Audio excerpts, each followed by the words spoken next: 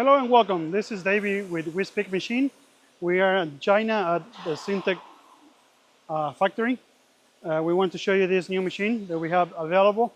It's a machine that has an 8TC spindle, 9 kilowatts with 12 tools, but also has a oscillating knife and a CCD camera. This allows this machine to do not only woodwork, like cabinets you can run any G code that you can make in your program, but also you can import graphics directly and to the machine to use it with the oscillating knife. And furthermore, you can import images with marks on it, and then with those marks you are able to do contour cutting.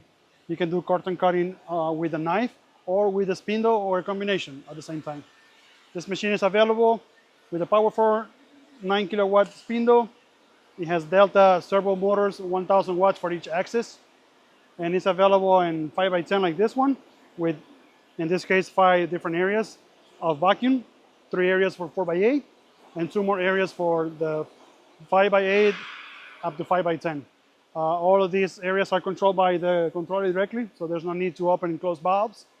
And the machine also comes in a 4x8 configuration with 4 vacuum areas. So if you want more information on the machine, let us know. Contact us through email or give us a phone call, and we will help you with all the information you need.